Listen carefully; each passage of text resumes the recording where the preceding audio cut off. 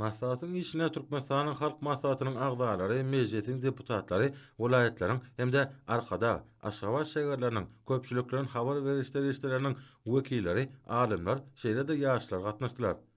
Maslahatda garaşdyrlyk ýyllaryna ýetinen sepketler we halkara tejribesine hormat prezidentimiz arkadaly gahrman serdarymyzyň parasatly ýol başlygyna ýurdumyzyň parakatçylyk söýjülükli, ansan perwer siýasatyna, medeni diplomasiýasyna, bütün adamlaryň behwitlerine gönüktirilen halkara başlangyçlaryna şeýle-de adamlat medeniýetiniň we edebiýatynyň ösmegine äger tuly goşan Magtymguly Pıragynyň medeni mirasyna başlanan çykyşlar dinlenildi.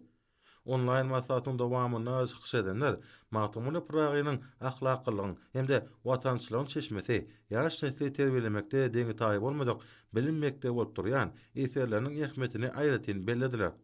Şahyryň goşgularyna bütün adamlary agdybelige, dost sogunlyga, milli däp destulara we ruhy gymmatlyklara hormat goýmaga, insan perwerlige, watan söýjüligi, adalatlylyga çagyrýan ony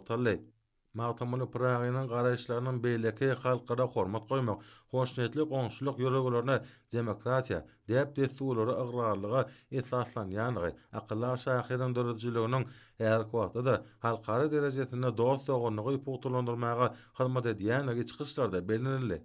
Şeýle-de online maslahatdan otalşýady. Ýurdumyzda pekim paýhas ummany Magtymguly Pıragyna gahrman akadamynyň tagalary bilen hormat prezidentimiň parasatly başdanlygyna Magtymguly Pıragynyň doglan günnüň 300 ýylligi dawaralýagda bellenip geçilýär.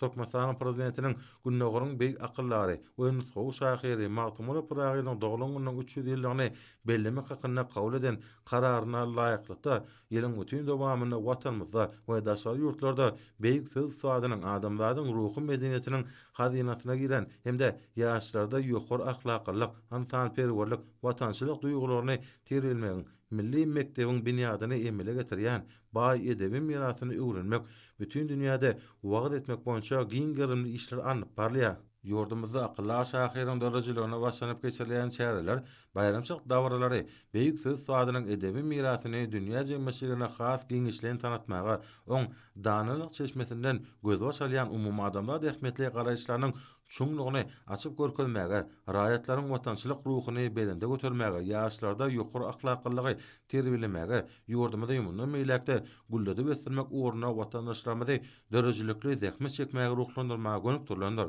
Maslahatyň ahyryna döredilen şertler mümkinçilikler üçin hormat prezidentimiz arkadaly gahrman serdarymyza hem-de türkmen halkynyň milli lideri, Türkmenistanyň halk maslahatynyň başlygy gahrman arkadamyza alkyş hem hoşallyk sözler aýdyldy.